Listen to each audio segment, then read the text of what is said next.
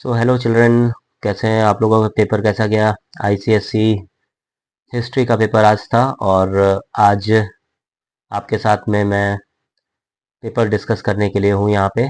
So paper tough आया था, कैसा आया था? मॉडरेट आया था? एमसीक्यू आपको टफ मिले? जैसा कि मैं देख पा रहा हूँ कि एमसीक्यू कुछ टॉपिक्स जो हैं आपके एमसीक्यू के कई बच्चों ने रॉन्ग किए हैं।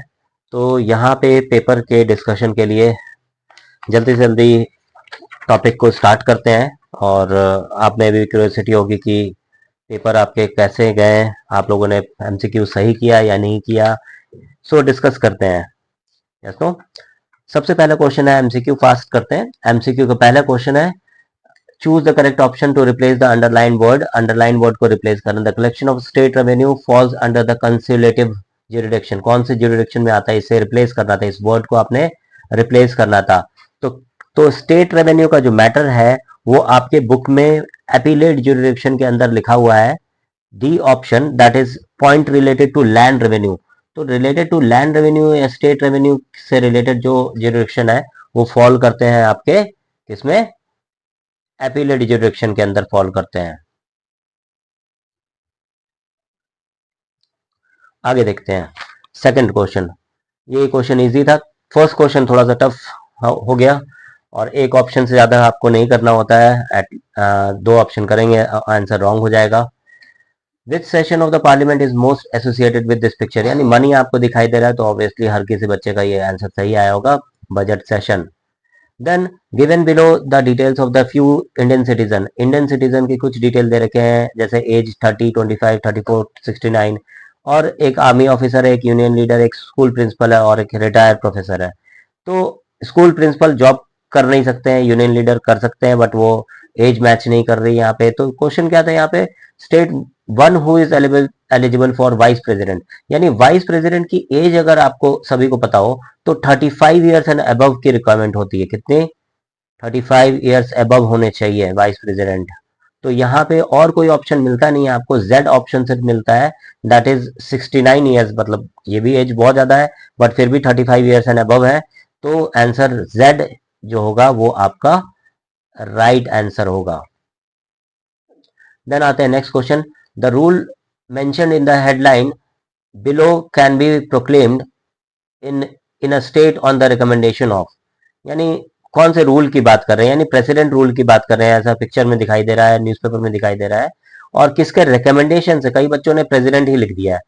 तो ये आंसर प्रेसिडेंट नहीं होगा, ये प्रेसिडेंट गवर्नर होगा, क्योंकि गवर्नर के जनरली क्या होता है, इनके रिकमेंडेशन से क्या होता है कि प्रेसिडेंट जो होते हैं वो प्रेसिडेंट रूल को स्टार्ट करते हैं। Yes no. तो यहाँ पे आंसर आपका क्या होगा? प्रेसिडेंट होगा। ओके, नेक्स्ट क्वेश्चन पे आते हैं। Fifth question. Mr. Anand has been illegally detained in the by the police and his family has not been able to meet him. The family members have approached the High Court for help. Means habeas corpus, इसका मतलब क्या होता है? You may have the body। यानी जब आप किसी person को क्या करते हैं, डिटेन किया जाता है तो उसके पास एक बॉडी होती है, दैट इज द कोर्ट। तो ऐसे हैबियस कॉर्पस आपने पढ़ा होगा बुक में, हैबियस कॉर्पस, क्यो रेंटो मैंडमस सर्टियोरारी। तो यहाँ पे बेस्ट ऑप्शन जो है हैबियस कॉर्पस है। Identify the correct statement about the Lok Sabha. Lok Sabha के बारे में करेक्ट स्टेटमेंट करना है, तो ये बच्चे ने ऑलरेडी टिक मार्क किया हुआ है। तो देखते हैं।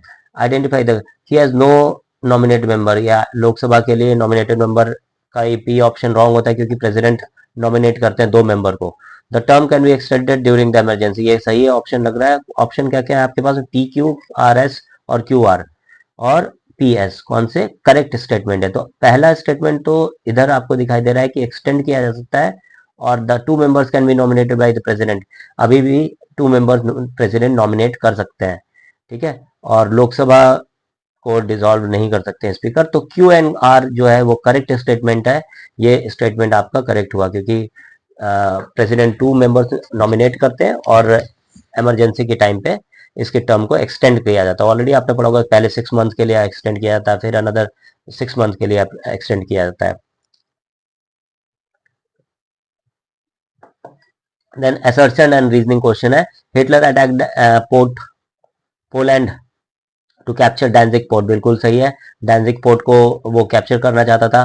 Poland was accused of committing atrocities against the German, उसने रीजन भी यही दिया था कि पोलैंड में जर्मन के अगेंस्ट जो है, जर्मन के साथ में एट्रोसिटीज प्ले किया जा रहा है, यानी पैन जर्मन यूनिटी अगर आपको याद होगा तो इसका एक पार्ट है। तो दोनों स्टेटमेंट करेक्ट है और ए जो है आर का एक करेक्ट एक्सप्लेनेशन है, R is the correct explanation of A.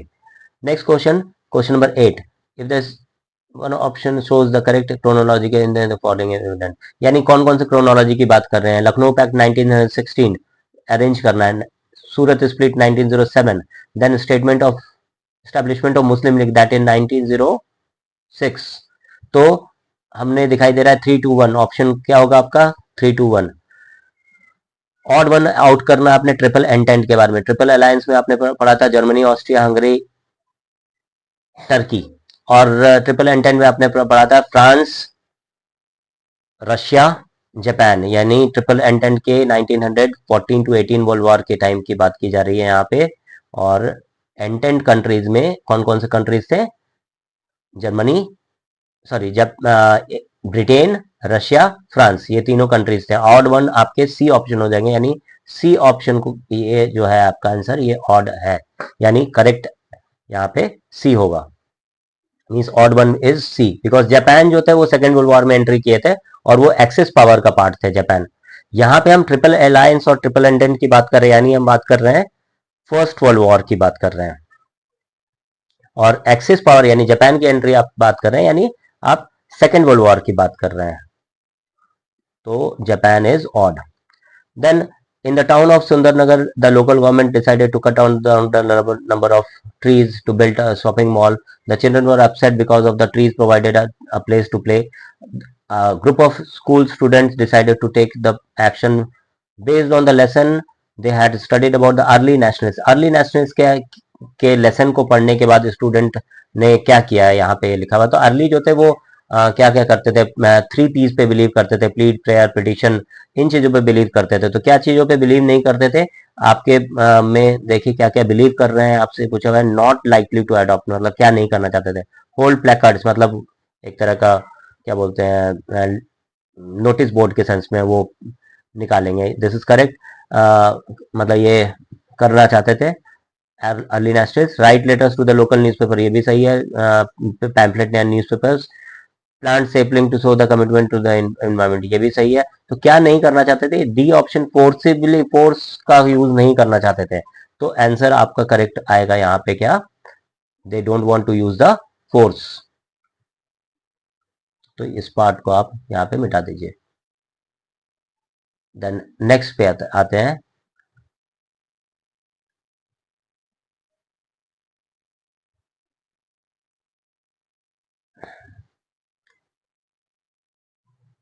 Eleventh question में, under which policy of expansion was the place of market place marked in the map annex by the British. तो किस policy से अवध को annex किया गया था, question क्या है, अवध को कौन सी पॉलिसी से एनेक्स किया गया था। तो ऑलरेडी आपने पढ़ा है कि 1856 में on the basis of miss governance, और मिस गवर्नेंस के बेसिस पे अवध को एनेक्स किया गया था। तो this is the correct answer, pretext of mix governance पे अवध को एनेक्स किया गया था।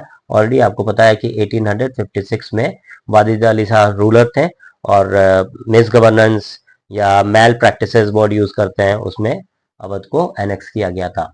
Identify correct pair of words, doctrine of lapse किसने इंट्रोड्यूस किया था, लॉर्ड डलहौजी ने इंट्रोड्यूस किया था, करेक्ट नहीं है। सब्सिडी रिलायंस लॉर्ड वेलेस्ली ने इंट्रोड्यूस किया था, अभी तक सही है। आर्म्स एक्ट आपने सुना होगा, arms act and vernacular press act Lord Ripon के टाइम पे आया था, वर्नाकुलर प्रेस एक्ट भी रॉन्ग है। तो इस तरह से subsidiary alliance B option correct है आपका। नेक्स्ट क्वेश्चन पे आता है, which of the following is not a sequence of consequence of second world war. Consequence of second world war में कोल्ड वॉर हुआ था, कॉन्सिक्वेंस एक्सिस पावर डिफीट कर गए थे, ये भी सही है। फॉर्मेशन ऑफ यूएन, ये भी बना था। Formation of league of nation first world war के बाद बना था, this one is the not a correct, not a consequence, यानी डी आंसर होगा यहाँ पे। League of nation first world war के बाद बना था। आगे आइए, he was early leader who protested presided over the second session of congress, first session WC Banerjee, second session Dadabhai Naoroji, third session Badruddin Tyabji, already मैंने बच्चों को बताया हुआ था पहले। Which organ of the United Nation gives a special power to the permanent member, permanent member को यहाँ पे आप देखेंगे पिक्चर में वीटो दे रखा है, तो veto is the security council. Next question, international court of justice has 15 जजेस, जो इजी है, जल्दी जल्दी कर रहे हैं। Mention two reasons for the indirect election of the president, indirect election क्यों करते हैं, because saves money and time. ठीक है, ऐसे बहुत सारे पॉइंट्स आपके बुक में दे रखे हैं। ठीक है, टाइम और मनी दोनों सेव करता है ये। ठीक है, तो इस तरह से पूरे होल मशीनरी को आप इन्वॉल्व नहीं कर सकते हैं, तो मनी भी सेव कर रहा है, टाइम भी सेव कर रहा है, we can not indulge whole machinery. Then आपके बुक में एक और पॉइंट दे रखा है कि real power vested with the prime minister, है ना, headed with the council of ministers, ऐसे करके पॉइंट दे रखा है, real power vested with the prime minister. Then imagine you are the part of Indian national to objective of Indian national army, Indian national army के objective क्या कहते हैं?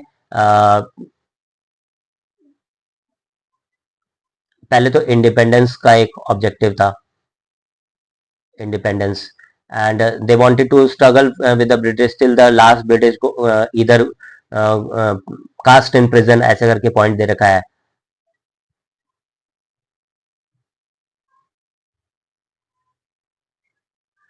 ठीक है, तो इंडिपेंडेंस चाहते थे एक तो, ठीक है, and fight till the last breed, एक ये भी पॉइंट आ रखा है।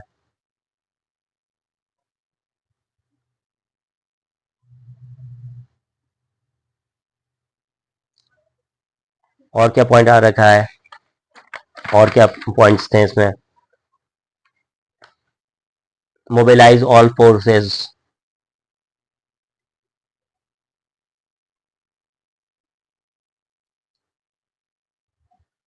ठीक है, तो इतने बहुत सारे पॉइंट है, 2 पॉइंट आपने करना है। They wanted to set up the provincial government of free India, ये भी पॉइंट एक है। देन आप देखते हैं, look at the picture given and answer the question that follow, यानी पार्टीशन ऑफ बंगाल की बात की जा रही है, बंगाल एंड ईस्ट बंगाल, यानी वेस्ट बंगाल और ईस्ट बंगाल की बात की जा रही है। यहाँ पे क्या लिखा है क्वेश्चन में, कौन से ईयर में हुआ था? दैट इज 1905 में हुआ था। Responsible for the partition Lord Curzon, कौन रेस्पॉन्सिबल था? Lord Curzon. आगे आएंगे, two objective of Muslim League, Muslim League के ऑब्जेक्टिव क्या थे? Political and political rights of the Muslim, they wanted to protect the rights of the Muslims. Then after that आपके book में point दे रखा है, they wanted to be hostile with the other religion, that is also one of the point, and feeling of loyalty to the towards the British, क्या क्या point आ रहा है? feeling, they wanted to develop feeling of loyalty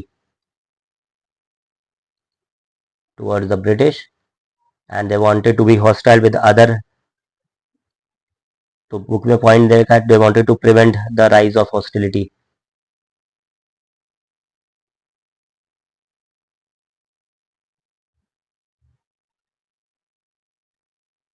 ठीक है, और क्या point दे रखा है? ऑलरेडी मैंने आपको फर्स्ट पॉइंट बताया था कि they wanted to protect the rights, political rights of Muslims. आगे चलते हैं, नेक्स्ट है UNESCO provide protection of the great cultural institution many two ways, two ways में क्या कर सकते हैं? यूनेस्को जनरली क्या कर रहे हैं? टेक्नोलॉजिकल असिस्टेंस प्रोवाइड करते हैं, और क्या करते हैं यूनेस्को? मॉन्यूमेंट्स और इनको क्या करते हैं? सेफ गार्ड करने की कोशिश करते हैं। ठीक है, वर्ल्ड हेरिटेज लिस्ट में लाते हैं।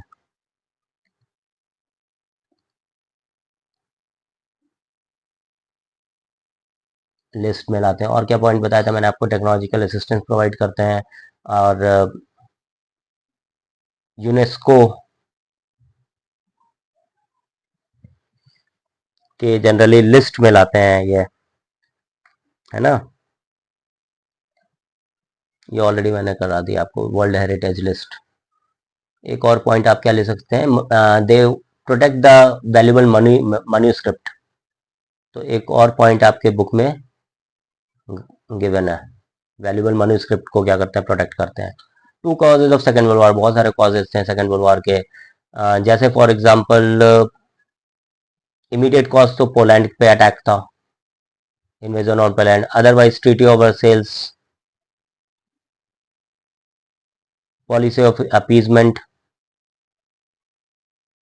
ये बहुत सारे पॉइंट्स आपके बुक में गिवन है।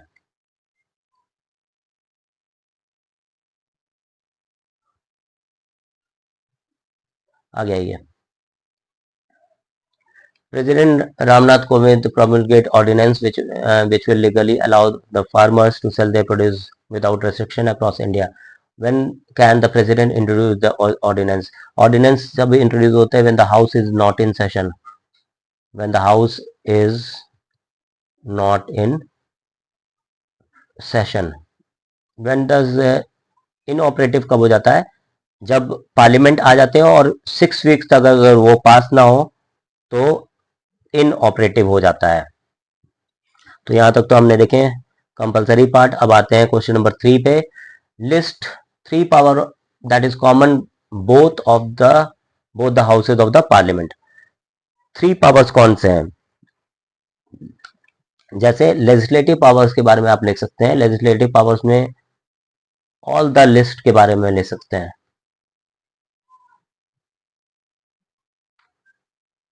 यानी union list, state list, concurrent list और रेजिडरी पावर्स, इनके बारे में आप लिख सकते हैं।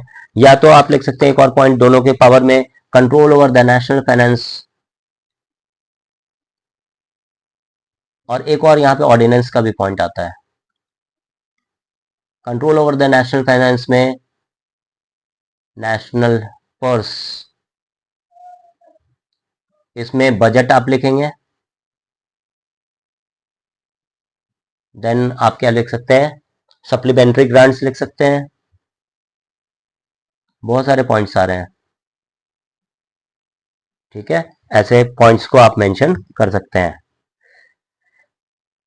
ओके, वोट एंड अकाउंट भी एक पॉइंट आता है। नेक्स्ट पॉइंट पे आता है, who elect the member of Rajya Sabha. Rajya Sabha के मेंबर्स को कौन इलेक्ट करते हैं? तो लेजिस्लेटिव असेंबली के मेंबर्स जो हैं सिंगल ट्रांसफरेबल वोट के थ्रू इलेक्ट करते हैं। The member of the legislative assembly of the state बोलेंगे, स्टेट के लेजिस्लेटिव असेंबली राज्यसभा के मेंबर्स को इलेक्ट करते हैं। Mention any two exclusive power to analyse the advantage of Rajya Sabha. Rajya Sabha क्या करते हैं? All India state services, all India services maintain बनाते हैं, ठीक है। फिर ये परमानेंट बॉडी होती है, ये इसलिए भी एक तरह से पावरफुल होते हैं। इतने पॉइंट्स हैं, all India services, permanent body. और क्या पॉइंट लिख सकते हैं? स्टेट लिस्ट में चेंज कर सकते हैं, when 2 or more state desires, तो स्टेट लिस्ट में क्या कर सकते हैं? चेंजेस कर सकते हैं। The president control the functioning executive. The parliament controls the functioning of the executive, mention in 4 ways in which it exercises control. Parliament कैसे एग्जीक्यूटिव को कंट्रोल करते हैं? 4 ways आपको लिखना है। तो बहुत सारे वेज हैं जिसके थ्रू पार्लियामेंट मतलब एग्जीक्यूटिव कंट्रोल में आ सकते हैं। यानी जैसे एडजर्नमेंट मोशन लिख सकते हैं। कौन सा लिख सकते हैं? नो कॉन्फिडेंस मोशन लिख सकते हैं। और क्या लिख सकते हैं? कट मोशन लिख सकते हैं।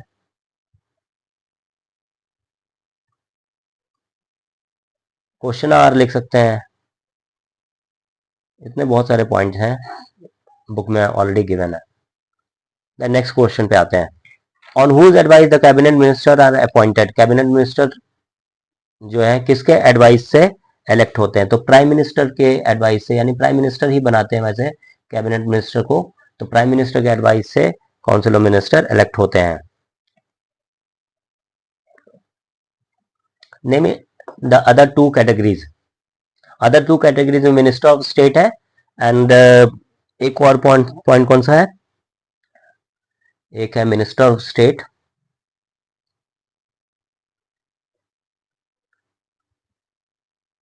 और दूसरे हैं डेप्यूटी मिनिस्टर।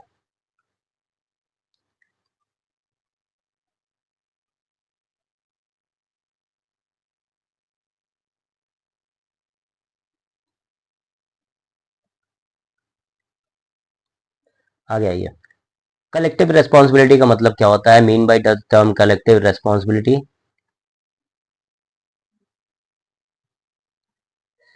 वो छोटा हो गया। तो कलेक्टिव रेस्पॉन्सिबिलिटी का मतलब क्या होता है, members of the parliament are responsible to each other.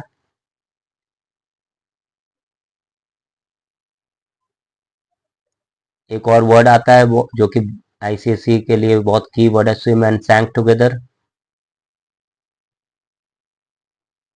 They support each other.